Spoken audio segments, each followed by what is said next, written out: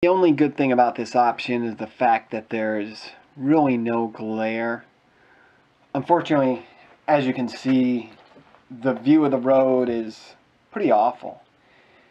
Also, where I had the camera mounted on the racing cap, it's not a very solid or sturdy area.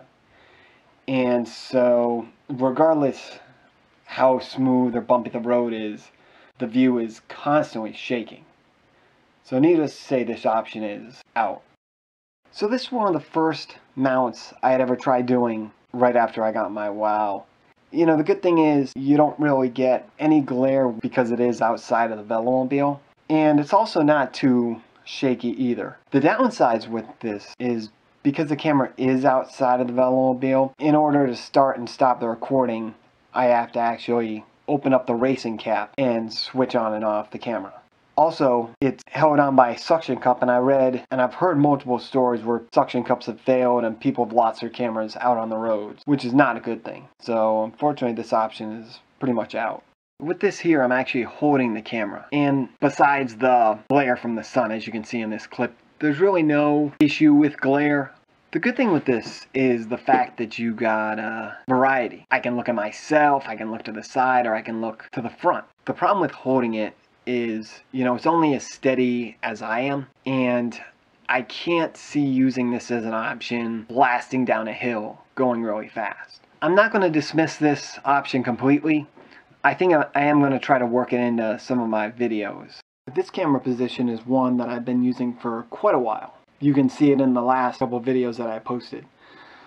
The two major issues with it is not only do you get the glare from the visor, but my head taking up, you know, the right portion of the video. It's also not the most stable mount ever, as there is a little bit shaking. The shaking is not as bad as previous positions that I tried, but it's still not great.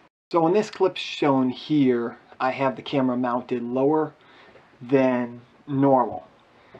And, you know, the good thing is it does cut out some of the visor glare, unless I'm going directly in the sun, of course. Unfortunately, the problem is the shaking is awful, as you can see. And my head does take a portion of the video as well. So this is an option that I'm no longer considering as well. You can see in this clip that I have the camera mounted higher than in the previous clips. And the good thing is, you know, where it's mounted, the camera stability is pretty good. There's not a whole lot of shaking. Unfortunately, there's two issues. One, you got the glare off the visor. And two, you still have my head in the right portion of the video taking part of it up. So I'm going to see if I can find a better mount.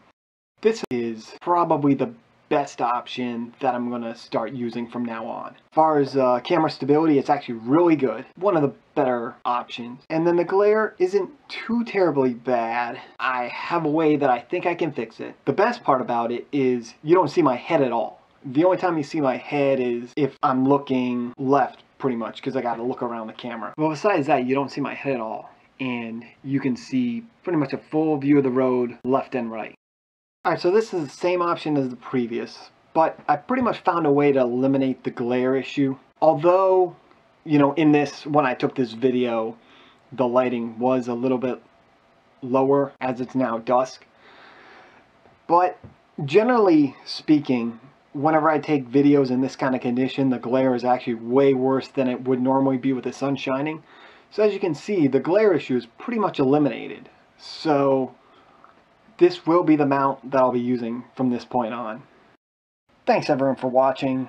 Stay tuned for videos that I'll be posting up with this new camera mount.